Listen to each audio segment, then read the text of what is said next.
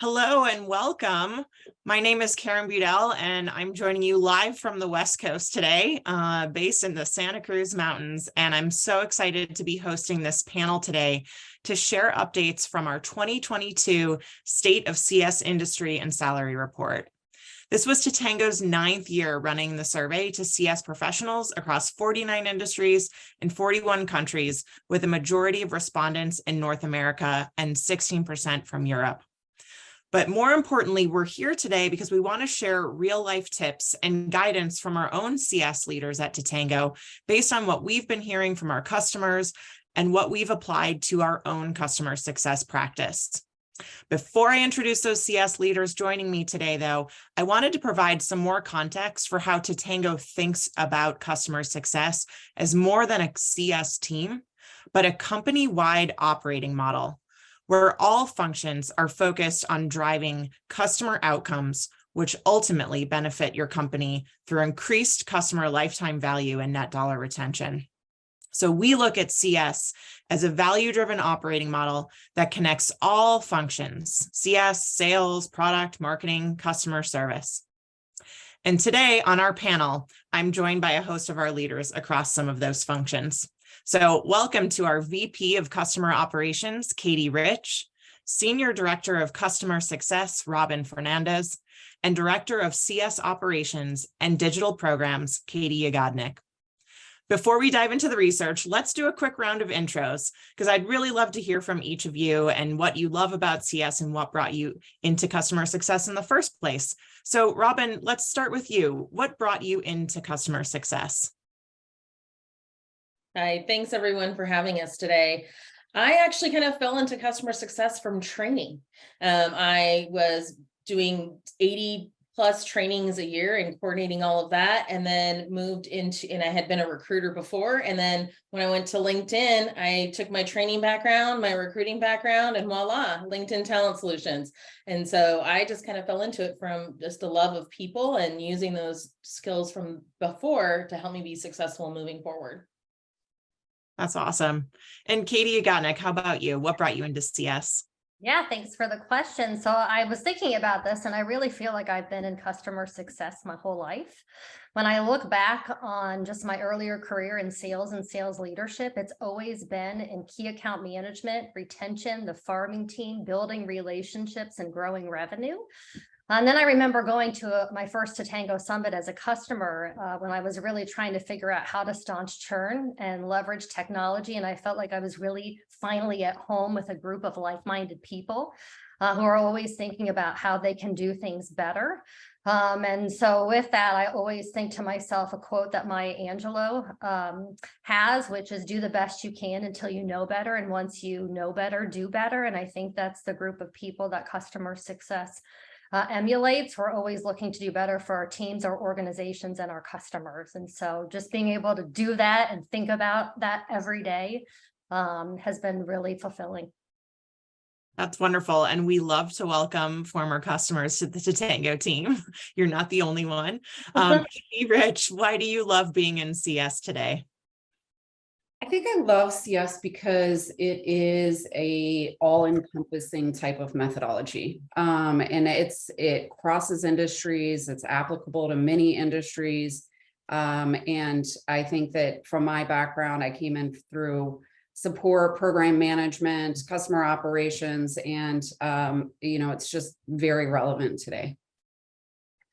Great. Well, thank you for sharing. We're going to hear a lot more from each of you moving forward, but I want to just first set the table with some context that we're all well aware of if we've been following the headlines. And companies in almost all industries are facing hiring challenges at the moment.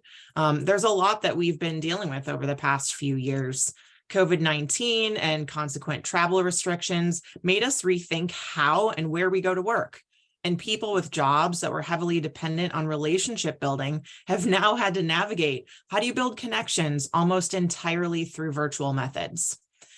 We've also had to reconsider work-life balance over the last couple of years, and that's led to many people rethinking positions that better align with their personal values. We've all heard the terms, the great resignation, the great reshuffle. We're now hearing the great breakup.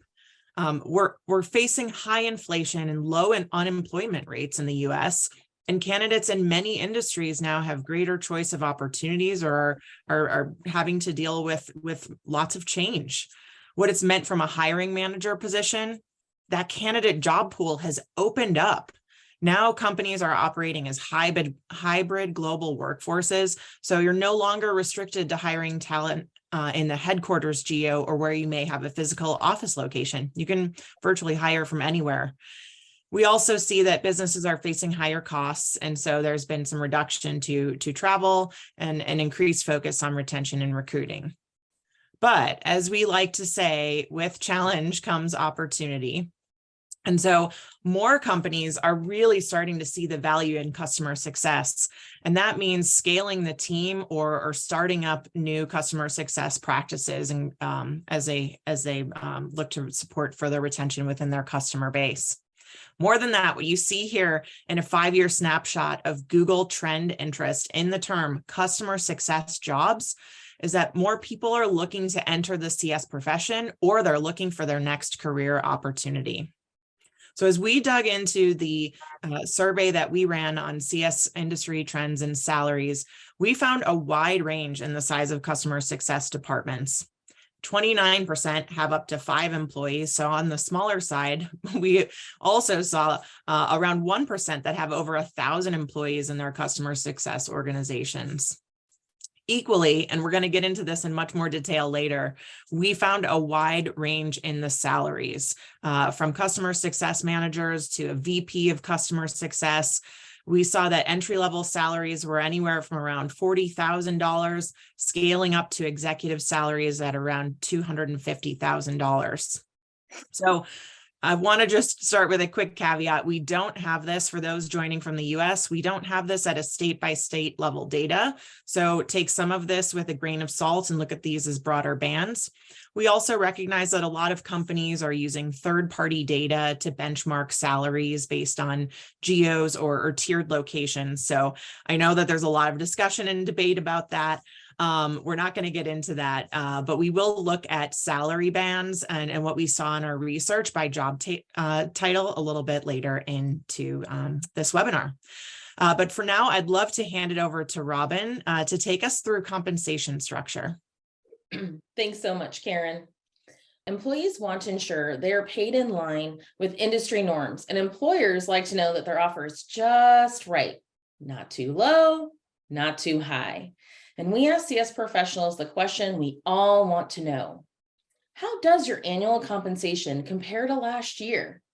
Overwhelmingly, salaries have increased year over year for the majority of respondents, and that's without adjusting for the record inflation seen this year in countries around the world.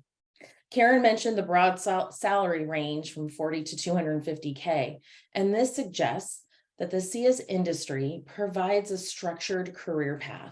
There's plenty of room for new professionals to develop their skills and progress to roles with higher annual salaries, such as VP of Customer Success, a role which offers excellent long-term prospects. But now I'd like to turn it to all of you and ask you a poll question. So what components are included in your total compensation? So we'll pop up the next slide for you as well. So are we looking at only a base salary plus bonus, base salary plus bonus plus equity, or other? So go ahead and give a vote. And we'll keep it open for just a little bit more. All right, get those last voting in. We just had voting day. So it looks like the majority are really at bonus plus salary and salary plus bonus and equity. Those two are really mixed together, 43, 41. We need to go to a recall election. We're right there. But I think that really matches to what we're seeing across in the survey. So salary ranges don't paint the complete picture. To truly understand compensation, we need to look up at the makeup of people's pay. 60% of respondents receive a base salary and a bonus, so similar to what we saw in the poll. But this is down from 68% last year. 39% are receiving stock or equity. And this is very comparable to last year, which was 37%. And 25% received base salary plus bonus plus equity. We had a small amount that had other, which typically means that someone has commission as part of their overall compensation. And the prominence of bonuses plus stock and equity options and compensation structures are showing that earnings are closely tied to company goals and indicates companies are incentivizing professionals to enhance company performance with their offers. So we move to the next slide. Moreover, customer success professionals are encouraged to understand that the overall health, happiness, and success outcomes of a customer is linked to revenue, which reflects on the growth of their own business. I'd like to turn this over to Katie, who'll now talk about how to incentivize to key performance indicators. Yeah, thanks so much, Robin. Appreciate that. You know, as I read through the survey and I looked at the responses regarding compensation and just the roles in general, it's very clear to me that customer success still means varying degrees of different things within organizations. So it's only natural that there are a wide variety of ways that the customer success teams are being compensated. I would say looking at the key performance indicators that the CS professionals' compensations packages are tied to, it's really clear that organizations are definitely linking company growth to performance to their pay offers. I thought it's really interesting. 14% of the respondents were directly reflecting on being onboarding, and that is the most important part of their job, and they're recognized well when it goes according to plan. I was reflecting on a recent webinar, a TSI webinar that I had been on, where the participants were able to show that 33% of organizations that were able to show a positive onboarding experience did lead to higher renewal rates. So those organizations that are just focused on the onboarding part, I would definitely encourage you to look at overall how onboarding is affecting higher renewal rates and hopefully lack of churn. I think it's great to see the recognition and compensation for the role that the customer success team is playing in the expand motion of the land and expand model.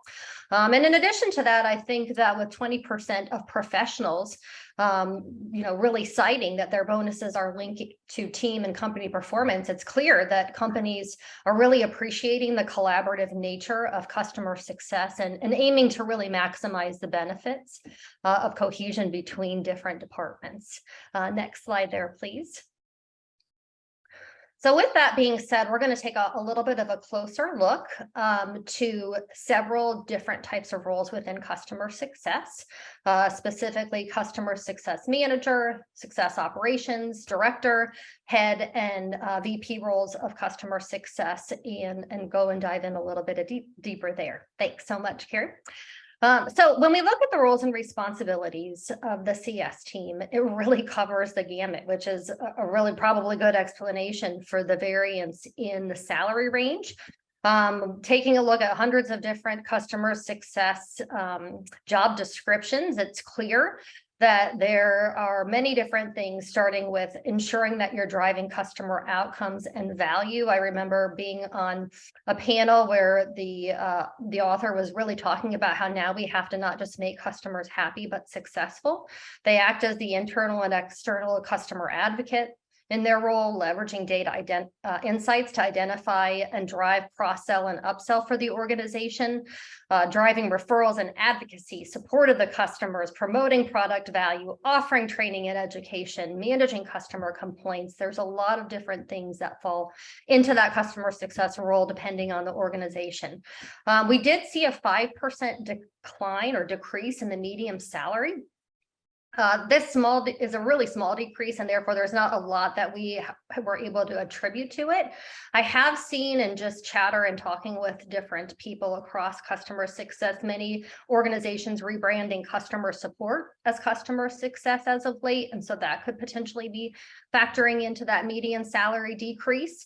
On the bright side, though, there was a 17% increase in the top end of the salary range for CSM. So really, in taking a look at the overall overall survey. What's great in this particular part of the industry is salaries are expected to grow, both due to high demand for these specialists and really as companies place more importance on net revenue as opposed to just the one-off sale.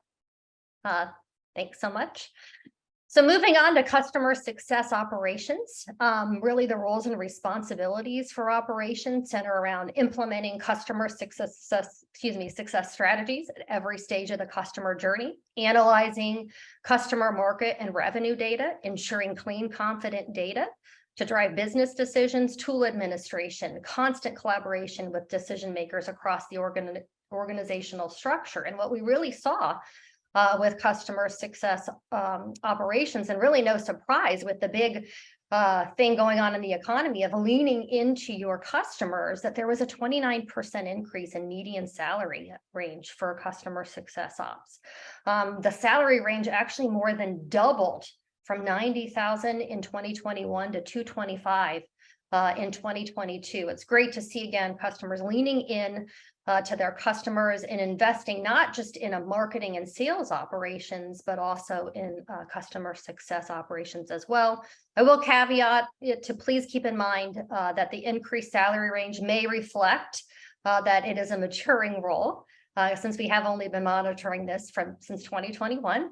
And in addition to that, some of these changes in range could also really reflect the different level of seniority of the respondents that we had. So with that being said, I'm going to pass this back over to Robin to dive a little bit more into Director of Customer Success. Thanks so much, Katie. And I can't underline enough how important CS operations is to the success of a customer success organization. My team, I, and other CS departments can't do without the CS ops team to help ensure that we can do what we need to do when we need to do it. So thank you. As we move into the Director of Customer Success, we look at the responsibilities really ranging from managing a team of CSMs or a team of managers and developing initiatives that deliver unique value. They have the ability to create strategies, implement them, track performance, and achieving set objectives. And here we see the median salary has decreased from 2021, which is opposite of the trend that we saw over the last few years. It could be that we've got more remote working going on, so we're hiring in different locations where that could be affecting what the median might be. As we look ahead to the head of CS, we see a decrease in the median again. But what is this head of CS? Right? They may also be referred to as chief or top customer success executive. And the head of CS really establishes overall direction and strategic initiatives for the given major function or for the line of business. So what do we see for the VP role? Let's turn it over to Katie. Thank you, Robin. So the VP of Customer Success, their roles and responsibilities are really around overseeing and managing the execution of CS strategies. They're accountable for ensuring the smoothest possible experience for customers by really driving that strategy and driving that CS culture. Median salary is marginally smaller than what we saw last year, 2.5% lower. We don't really believe that this small change reveals any wider trend. Our sample size here was much smaller than the other roles, which could also explain the difference between 2021 and 2022. In 2021, 58% of VP of CS respondents reported making more than $175,000. And this year, 70% reported more than $175,000. It looks like there has been a continuing rise in salary for this role as well. So, we just looked at 5 roles here, but companies really do need a very broad range of talent from entry to executive level in order to ensure that their CS teams are working effectively and delivering real value. Many CS departments are pursuing growth in the years ahead, so being able to quickly and effectively scale teams is crucial. But how can businesses really achieve this? So next, we're going to look at top hiring challenges facing companies. Looking for CS experts and how they overcome them. So first is, where are CS teams working now? So really continuing the trends that we've seen from 2020 and 2021, hybrid and remote working has become increasingly popular among CS teams. More than half of the respondents work in hybrid arrangement, and entirely office-based work is now definitely the minority practice. Remote and hybrid working can certainly help businesses broaden search, but there also comes new challenges around collaboration, communication, data sharing with remote teams. You have to start to think about, are all your employees able to access the same up-to-date customer information? Are files curated and shared, or are they stuck on a single person's computer? Integrated and easy to use software, as we know, becomes a must-have for this evolution in the world of work. Really being able to offer candidates that flexibility of remote working, some or all of the time, does boost your attractiveness to candidates. But then being able to deliver a seamless working experience for the employees from the employee's home or office headquarters really does help to retain your talent. So some of the hiring challenges. So responses from our 2022 survey reflect the broader labor market and macroeconomic picture. Turnover of up to 12% in the CS industry matches the US average, which does suggest CS is not shielded from recent upticks and resignations. As inflation rises and more employees are shopping around for better pay, better benefits, it's really no surprise that 32% of our respondents said offering a competitive salary is a significant challenge. 42% of respondents were finding it hard to hire candidates with CS experience, and 44% expressed difficulty finding people with domain experience. It's become clear that talented candidates are in very high demand, which in turn drives up wage and benefit expectations and means that you have to move very fast in your hiring process. One respondent even noted that a new customer success manager position attracted 72 applicants, but only 15 of those applicants were qualified for the post. With CS experience in short supply, many companies struggle to choose whether CS experience or domain and subject matter expertise is more desirable, which probably explains why finding CS experience and industry experience were considered almost equally challenging by our respondents. And with that, I will turn it back over to Robin. Great. Thanks so much, Katie. We've considered some of the hiring challenges facing companies, but what about individuals looking to build a career in customer success? What can candidates do to boost their attractiveness to employers? How can early career professionals and graduates break into the industry? And what should CS professionals consider when making their next move? And what should CS experts look for in new roles? Whether you're looking for your next move or landing your first job in CS, these 4 tips from seasoned industry experts will make your career development a whole lot smoother. First, play to your strengths. A candidate with experience working as an educator would be a massive asset to an ed tech company, but could be less desirable to the CS department of a cryptocurrency broker. If we go back to the beginning of the webinar, I was a recruiter in training and moved into a CS role. We're teaching recruiters to recruit. Identify your expertise, whether it's from experience, formal education, or a hobby, and apply to companies that value your knowledge. Second, do your research. There's nothing more disappointing than building your hopes up for a new role only to find it's not what you thought it would be. Make sure you know what you're getting yourself into. Talk to CS leaders to understand more about the types of roles in CS. Third, build a network. CS is a people-focused industry. Develop new relationships and network with hiring managers to find out about new opportunities. Trust me, this works.